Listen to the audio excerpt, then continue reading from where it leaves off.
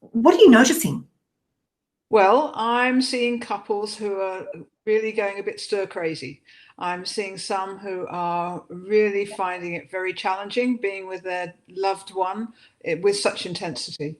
Because normally one or other or both are at work, and work is a sort of circuit breaker in a relationship. And going apart from each other during the day, it can be really healthy. So being forced to spend a lot of intense time together can bring a lot of stuff up. So that's what I'm seeing mainly.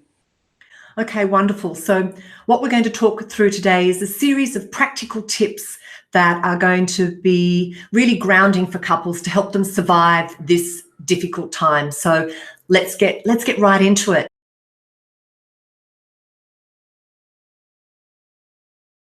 When couples come in to see me and they say that normally they never argue, honestly, my heart drops. I think, oh no, because this couple really hasn't quite got it. Because the fact of the matter is that arguing, I don't like to call them fights really, it's a bit extreme, but arguing and conflict is really normal. We call it growth trying to happen or growth happening. Because when a couple is in conflict and something is going on, there's heat, there's dispute, there's words, and stuff comes up and it usually gets resolved. And what makes a difference, what separates a good couple, if you like, from a bad couple, is the couples who know how to argue well, the couples who know the boundaries, they know to give the other one time to hear their point of view, and they know how that eventually things will settle down and it will be resolved. Whereas a bad couple kind of hates the process, really dislikes arguing.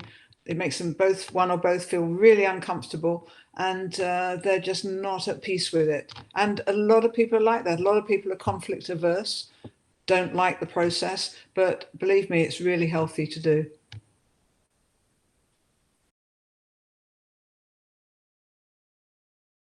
So, an argument has started, Right. and how do we deal with it?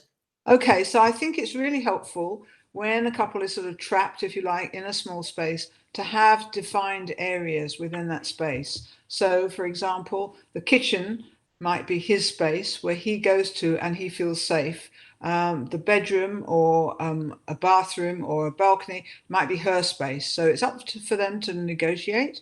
But if they decide that if one or other of them goes to their predefined safe space, they won't be accosted there, the argument won't continue there. They can call time out and they can go to that space and kind of recover and things can calm down. And the objective there is that they're not interrupted. So, that's their time. The objective is that they're not interrupted, but it's also that things can calm down. In arguments, one of the greatest tools, if you like, is time, and just giving each other time to process what's being said and time to calm down.